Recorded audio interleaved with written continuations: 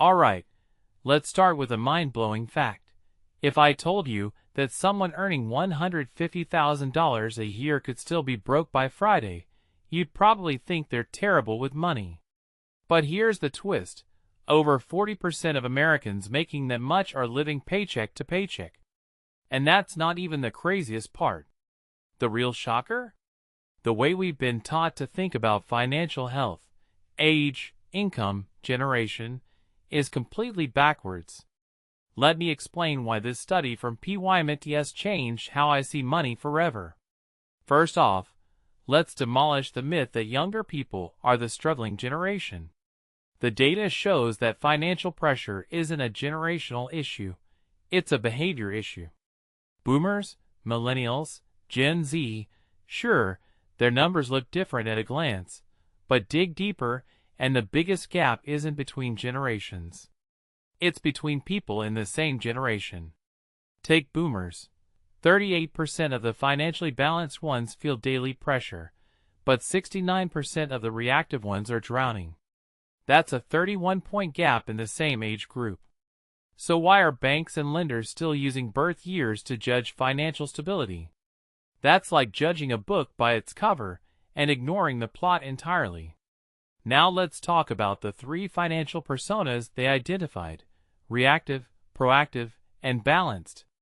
And honestly, this is where things get personal for me. Reactive folks? They're the ones slashing expenses last minute, skipping purchases, and basically putting out fires. I've been there, maxing credit cards during emergencies, only to realize later I dug myself deeper. But the study says 34% of adults fall here. Meanwhile, proactive people, 21%, are hustling extra income or negotiating bills.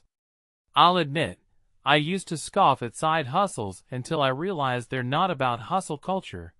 They're a survival tactic when systems fail us. And then, there's the 45% balanced group, who somehow save and spend without panic. How? Probably by not confusing income with control. Here's where it gets wild. Even among people with the same income, behavior splits them. Over 60% of six-figure earners live paycheck to paycheck, but half of them choose to. Wait, choose to? That blew my mind. So some high earners aren't just bad with money.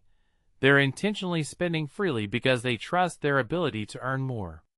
But what does that say about our definition of financial health? If you're rich and reckless, are you really healthy? Or are we just conflating confidence with competence? Let's zoom out. This isn't just about personal choices. It's about how institutions fail to see us. Banks use demographics like age and salary as shortcuts, but they're missing the real story. I mean, two people could be 30-year-old lawyers making $120,000, yet one's maxing credit cards while the other invests in crypto. The system still treats them as identical risks. That's not just outdated, it's dangerous. It creates blind spots in lending, savings products, even policy making. But here's the question keeping me up at night. Why do we even categorize people this way? Is it laziness? Or is it that acknowledging behavioral complexity would force us to admit there's no one-size-fits-all solution?